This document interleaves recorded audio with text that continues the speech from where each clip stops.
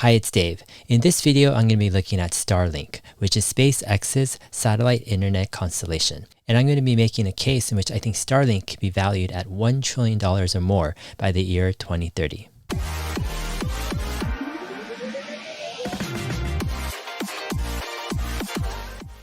All right, Starlink is an absolutely fascinating company, and it's one of the most cutting edge and I think one of the most important companies in this upcoming decade. Starlink is aiming to put thousands of satellites in low Earth orbit and to cover the globe in super fast internet connection. And Elon Musk has some very ambitious goals for Starlink. And in this video, I'm going to be looking at some really tangible and specific numbers and how we can make a case to value Starlink as an independent company. All right, first let's take a look at the goals of Starlink, and let's take a look at what Elon Musk said in the year 2015 when he first announced the project.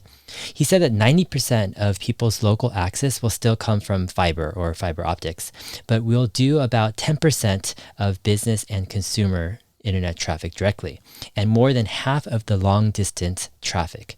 So according to Elon Musk 5 years ago, the main goal of Starlink is to have about 10% of the local internet traffic basically come and go through Starlink satellite internet constellation. And then there's another part of Starlink, which is the long distance internet traffic that goes from major regions and cities of the world across the ocean, etc.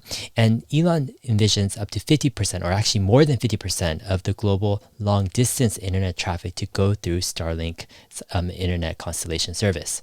Now, Elon Musk didn't give any timeline for these goals, but in this video, I'm going to be diving into some assumptions which will help us to take these goals and actually translate them into possible market cap valuation for Starlink.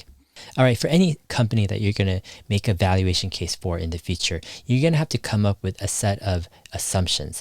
And these assumptions could be wrong, but you might make your best case for what you think could happen in the future. Now for Starlink, let's make a few assumptions. First, let's look at the total number of households in the world at roughly 1 billion. It's probably quite a bit more than that, but I want to be a bit conservative. And let's say by the year 2030, 10% of those households use Starlink to access the internet. So if you take 10%, that equals 100 million Starlink customers, like local businesses and households.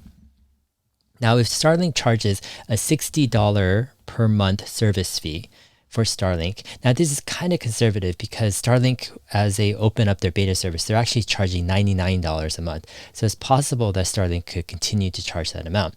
But let's assume Starlink drops the price and charges $60 per month. That's basically a $720 per customer, right, annual revenue that Starlink can accrue.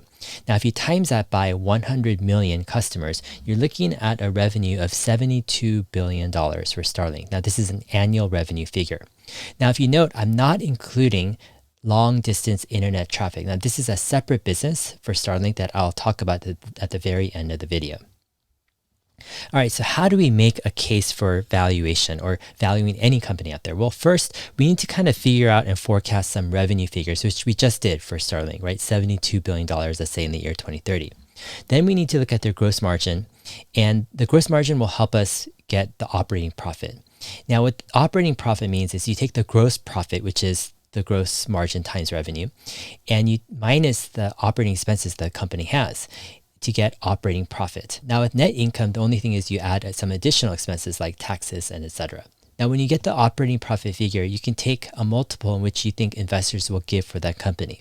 Now, if the company is growing fast, the investors will give a higher multiple for that company. Or if a company is growing slow or is even shrinking, investors are going to give a low multiple. Now, if you times the operating profit by a multiple, you'll get the company's market cap valuation, or the value that investors are attributing to that company. Now, let's apply this to Starlink. With Starlink, we have a revenue figure of $72 billion that we just made an assumption for. Now, let's assume their operating margin is about 50%, meaning after their cost of goods and operating expenses, they're left with about 50% operating profit. And the reason why I'm making this assumption of, let's say, 50% operating margin is because of this leaked document from a few years ago of Starlink. And what these leaked Starlink documents from the Wall Street Journal show is kind of the income and the revenue that Starlink projects going forward. Now with revenue, you can see that SpaceX actually is divided into launch business and their Starlink business. However, the pink is their Starlink business, and it occupies probably 90% of their anticipated revenue in coming years. And if you look at the year 2025, it's showing that Starlink could bring in about $30 billion in revenue. And in this income chart here, you'll see that the operating income or the operating profit for Starlink is just growing year after year until it reaches over $20 billion in the year of 2025. And that's where I get this 50% kind of operating margin figure. Now, out of $72 billion, we're assuming that Starlink will get an operating profit of about $36 billion. And now we need to determine a multiple that, let's say, investors will give Starlink. Now, let's say we're in the year 2030 and Starlink has achieved a $72 billion, right, revenue for that year. I think investors will likely give a very high multiple because Starlink is a very fast growing business. It's a cash cow and its prospects are actually probably pretty good at that time. So I would anticipate investors giving, let's say, a 30 to 50 times multiple off of their operating profit. And I don't think that's unreasonable. So if you do that, we're looking at a market cap of $1 trillion to $1.8 trillion for Starlink in the year 2030. So you might be saying, $1 trillion? Are you serious? Can Starlink become a $1 trillion company really in the year 2030? Well, let's look at what we're talking about here. If Starlink has a $36 billion operating profit in 2030, times that by a 30 multiple that investors might give, that's a $1.08 trillion market cap. Now, take the same operating profit and give it a 50 times multiple, and that equals a $1.8 trillion market cap company in the year 2030. All right, now let's present a couple more conservative cases. So let's say we cut the operating profit in half. So let's say Starlink has an operating profit of, let's say, $18 billion in the year 2030 instead of $36 billion. And let's say investors give Starlink a 40 times multiple, that would be a $720 billion market cap company in the year 2030. All right, let's take a look at another conservative case. Let's say we assume the leaked document estimate that I shared earlier was late by 5 years. So what does that mean? In 2025, that leaked document was estimating operating profit of about $22 billion for Starlink. Now, if investors gave a multiple of 40, that's an $880 billion market cap in the year 2025. Now, let's say that's 5 years late, and let's say it comes to fruition in 2030. So we can estimate maybe a market cap of Starlink at $880 billion. Now, next, it's important to know what SpaceX and Starlink is worth right now in order to have a gauge of whether or not it's a good investment for the future. For example, if Starlink is worth $1 trillion right now, and it's only going to be worth $1 trillion, let's say, in the year 2030, that wouldn't be a very compelling investment. However, according to recent data, SpaceX was valued at about $46 billion at their last offering, which is August of 2020. They raised about $1.9 billion at that time. Last year, they were valued between $33 and $35 billion.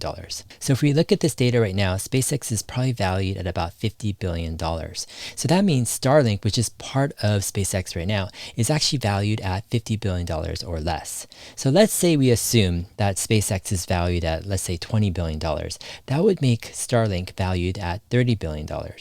And if Starlink goes IPO and let's say reaches a $1 trillion market cap by the year 2030, that's a 30x investment, right, in 10 years, which is not too shabby at all.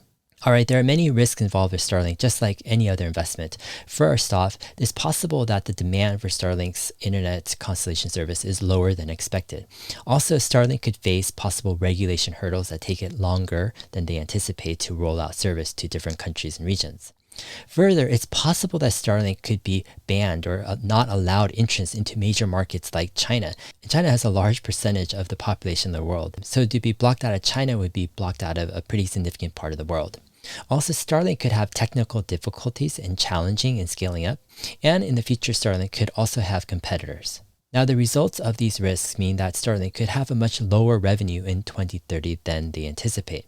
Further, the lower revenue and growth would lead to a lower multiple that investors would be willing to give, which would lead to a much lower market cap valuation. Also, Starlink could be bogged down with high expenses, and maybe they don't have as high of an operating margin or operating profit as they anticipate. Further, the long-haul traffic part of their business, which I'll explain later, could prove challenging to scale and to really get off the ground. Overall, I think a lot of Starlink's future depends on their execution. Starlink needs to execute on a world-class level in order to reach their goal of 100 million households using Starlink. Currently, the number one satellite internet provider is HughesNet in the US, and they have 1 million subscribers. So for Starlink to reach 100 million users, they need to 100x the top satellite internet provider right now. And that's a big bet. In order to accomplish that, Starlink really needs to execute at a super high world-class level. Overall, I'm still in the early stages of my Starlink research, but I'm getting more excited as I dive into the actual figures and the numbers. My goal is to use research and due diligence and to really look into things to try to get a sense of clarity and understanding of what Starlink really is as a business and what their potential going forward is. Now, I think one of the risks when evaluating a company like Starlink is to be kind of overly optimistic or naive about the future and their potential growth prospects. But on the other hand, you don't want to be too cynical or close-minded because this company really could become a decade winner or even a generational company. Now, what do I mean by generational company? This is kind of a framework that I use personally. And when you ask the question, is Starlink a generational company? I bring it down to some 4 or 5 major areas. Number one, is Starlink disrupting a large market? And what I mean by large market is I'm talking about extremely large market, right? Billions, if not $1 trillion market size. And in case of Starlink, internet access is a huge market. It's a basic human need. People are willing to pay monthly recurring fees for it. And it is definitely a huge market. Number two, does Starlink have a significantly better product? And do they have the ability to defend that superiority over time? Now, if you look at the competition landscape for satellite internet, it's really poor right now. And in that sense, I don't think Starlink has much competition. A lot of people in very remote areas or rural areas, they are really suffering from the lack of fast internet access. And Starlink really solves that problem if they can overcome all of their hurdles of regulatory and technical issues. Number three, does Starlink have world-class execution? And yes, I think they've proved this point, just getting up the 800 or so satellites they have in low Earth orbit right now, and their plans to radically and quickly release global coverage by next year. Yes, Starlink definitely has world-class execution. And number four, does Starlink have a clear and probable path to a 10x valuation in 5 to 10 years? And as I shown in the previous slides, yes, Starlink does have a clear and probable path, at least in my opinion, for a 10x valuation in 5 to 10 years, if not a lot more. And lastly, one of the reasons why I use the word generational company is because there are certain products and certain services from certain companies that just infiltrate culture in such a way where they become part of the daily life of people. For example, Google or Apple or Coca-Cola, and Tesla, I think, is becoming one of those companies now. And the question is, does Starlink have that potential, right, to really infiltrate culture where everyone knows about Starlink? And I think definitely Starlink has that potential to become a generational company. All right, if this video has been interesting, I've got a few things that you can do. First, post any questions you have about Starlink in the comment section. Second, if this video has been helpful, like the video because it really helps spreading the word. And also consider subscribing to my channel because we're looking at really finding these awesome opportunities, right? These amazing once-in-a-generational companies that come along, like perhaps a Starlink, and really doing a deep dive into them so we can get clarity and understanding. And lastly, I'm looking for some help in doing some research on Starlink. I've got some issues that I really want to dig deep into, and I need some help from some volunteers. So if you have 5 hours a week that you'd like to really dig into some hardcore research, please contact me on davely.tv or through Twitter, and my handle there is @heydave7. All right, now I've got one more thing in this video, and this is the concept of long-distance internet revenue. Now, Elon Musk has said that Starlink can handle over half the long-distance internet traffic in the world. So what does this mean? So if we look at this chart here, of how data moves through the internet. So data goes from basically like your computer to your modem, and it goes to an ISP or internet service provider. From there, the internet service provider usually sends the data to a long haul provider, which kind of sends the data through fiber optics, let's say through oceans, etc., ends up right through some switches, and it might go through another long haul provider and then gets to the ISP at the destination. Right? And that internet service provider then sends the data to the person's modem and then to the computer. So that's basically the infrastructure of the internet. Now, what Elon Musk is saying is that he thinks that Starlink is going to take half of the traffic, right, of long distance internet. And now this is actually a very intriguing business model. And when I do my initial numbers, I think actually this could be actually an additional $1 trillion or more in market cap valuation. And it's kind of mind boggling. And I don't think many people are grasping this or really trying to understand this. And so this is one of the things that I'm trying to research further for another video. And one of the reasons why I need some help in researching kind of what the market size for this long haul, right, internet data market is, and how much of that market can SpaceX capture and what the margins look like. So again, if you're interested in researching and really digging deep into some of this stuff, please reach out to me. I'll give you some assignments and we'll try to crowdsource some of the research, and I think it'll benefit a lot of people. All right, I hope this video was helpful, and we'll see you in my next video. Thanks.